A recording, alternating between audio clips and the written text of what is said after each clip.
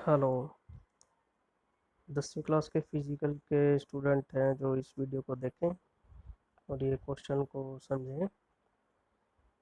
Question है first lesson का 9वां question है, ध्वनि या शोर प्रदूषण का विस्तृत नोट लिखें।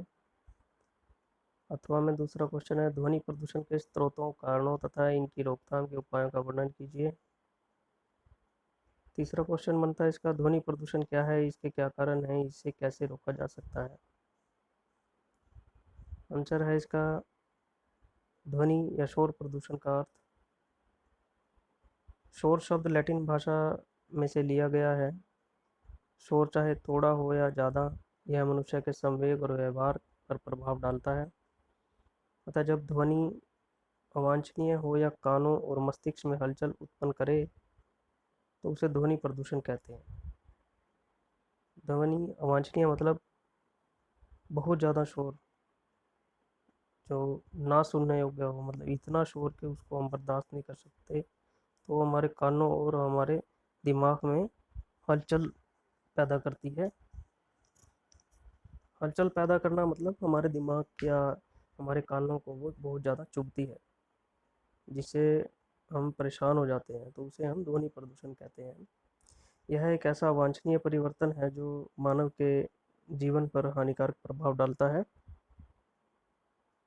डॉक्टर वी राय के अनुसार अनचाही ध्वनि को मानवीय सुविधा व गतिशीलता में हस्तक्षेप करती है, ध्वनि प्रदूषण कहलाती है।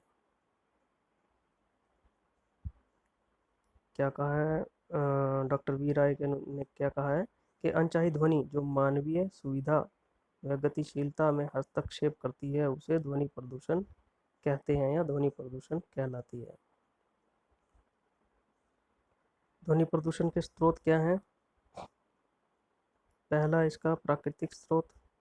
ध्वनि के प्राकृतिक स्रोतों में ज्वालामुखी का फटना, बिजली का कड़कना, बादलों का गरजना, आंधी तूफान, समुद्री लहरों की आवाज़, तेज गति की पवनें आदि शामिल हैं। दूसरा है पॉइंट इसका, मानवीय स्रोत। ध्वनि के मानवीय स्रोतों में औद्योगिक मशीनें, स्वचालित वाहन, डायनामाइट विस्फोट, युद्धाभ्यास, पुलिस द्वारा गोलियां चलाने का प्रशिक्षण, लाउड स्पीकर्स, रेडियो, टीवी, विवाहों व अन्य अवसरों पर बजने वाले बैंड बाजे, आतिशबाजी, खनन, भवन निर्माण व सड़क निर्माण आदि शामिल है। तो ध्वनि प्रदूषण के कारण क्या है? ध्वनि प्रदूषण के कारण निम्नलिखित हैं। पहला इसका, कारखानों में मशीनें बहुत अधिक ध्वनि पैदा करती हैं जिससे ध्वनि प्रदूषण होता है। दूसरा, यातायात वाहनों के द्वारा ध्वनि प्रदूषण होता है। तीसरा, शादियों पर्वों में उपयोग किए जाने वाले लाउड स्पीकर एवं पटाखे आदि ध्वनि प्रदूषण के कारण होते हैं। चौथा है, तेज चलने वाली आंधी तूफानों से, युद्धाभ्यासों से ध्वनि प्रदूषण बढ़ता है। तो आगे है, ध्वनि प्रदूषण की रोकथाम के क्या उपाय हैं। तो आज के युग में ध्वनि प्रदूषण एक गंभीर समस्या बन चुकी है। इसकी रोकथाम तभी हो सकती है यदि लोगों को इससे होने वाले शारीरिक और मानसिक दुष्प्रभावों की जानकारी दी जाए। ध्वनि प्रदूषण को निम्नलिखित तरीकों से रोका जा सकता है। पहला है, रिहायशी बस्तियों की तरफ भारी वाहनों का यातायात बंद कर देना चाहिए। दूसरा, जहाँ शोर प्रदूषण हो वहाँ रिहायशी बस्तियाँ नहीं बनने देनी चाहिए। तीसरा, ध्वनि प्रदूषण को कम करने के लिए सख्त कानून बनाया जाना चाहिए। नेक्स्ट है, बड़े बड़े उद्योग, रेलवे स्टेशन और हवाई अड्डे आवासीय क्षेत्रों से संतुलित दूरी पर होने चाहिए। नेक्स्ट है, समाचार पत्रों, रेडियो, टीवी आदि के माध्यम से लोगों को ध्वनि प्रदूषण के दुष्परिणामों से अवगत कराना चाहिए। आखिरी पॉइंट है इसका, जिन उपकरणों से अधिक ध्वनि निकलती है उसमें उत्तम तकनीक का प्रयोग करके उचित आवाज़ की जांच करनी चाहिए। ये हमारा ध्वनि प्रदूषण का क्वेश्चन था, फर्स्ट लेसन का 9वां क्वेश्चन। और इसके बाद हम करेंगे 10वां क्वेश्चन, मृदा प्रदूषण पर विस्तार पूर्वक नोट लिखें। अथवा में दूसरा क्वेश्चन है इसका, मृदा प्रदूषण किसे कहते हैं, इसके मुख्य कारण क्या हैं, इसे नियंत्रित करने के उपाय बताएं। तो मृदा प्रदूषण मतलब भूमि, धरती या ज़मीन हम जिसको कहते हैं, उसका भी प्रदूषण होता है। तो 2 क्वेश्चन इसके अथवा में और हैं। आंसर में क्या है कि भूमि या मृदा प्रदूषण का अर्थ क्या है? पहले तो ये समझिए। मनुष्य के हस्तक्षेप एवं दुरुपयोग द्वारा जब मृदा में ऐसे भौतिक, जैविक एवं रासायनिक परिवर्तन हो जाएं जिनसे उसकी वास्तविक गुणवत्ता एवं उत्पादकता का ह्रास हो, तो उसे भूमि या मृदा प्रदूषण कहते हैं।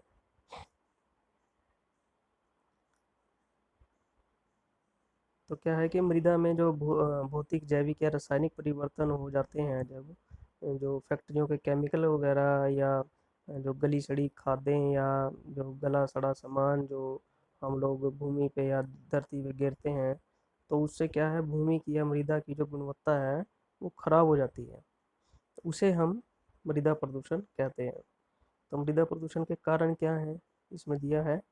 तो पहला पॉइंट है कि भूमि में रासायनिक पदार्थों जैसे जस्ता, कीटनाशक दवाइयाँ, रासायनिक खाद आदि अधिक मात्रा में डालने से मृदा प्रदूषण होता है।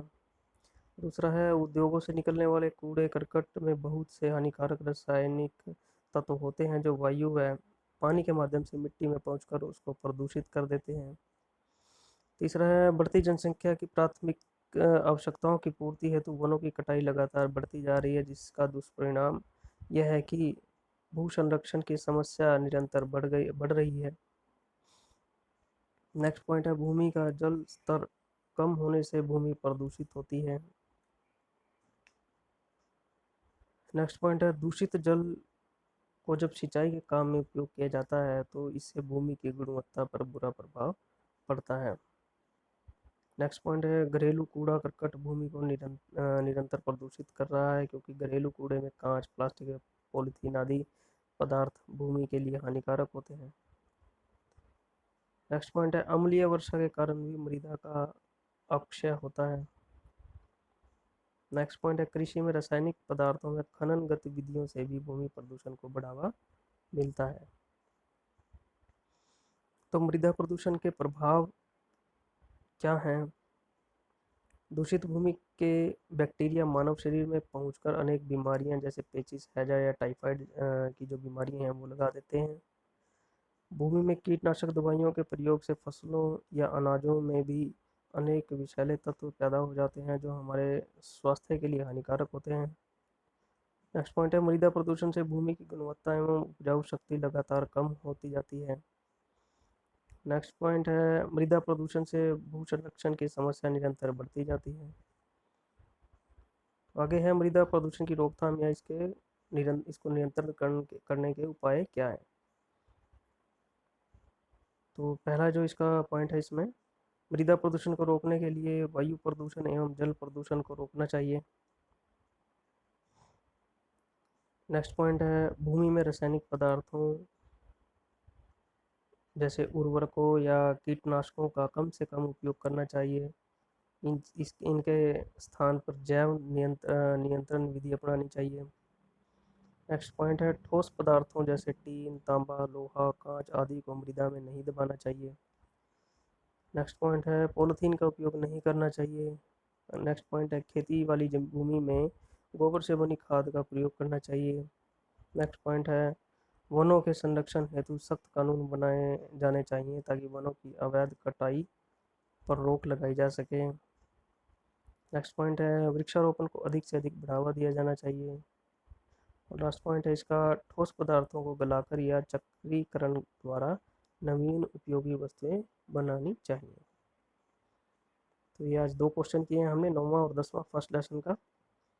तो ये बच्चे इसको समझें और अपनी कॉपी में नोट करें और इन्हें याद करें। किसी को ना समझ में आए तो मुझे फ़ोन कर लें।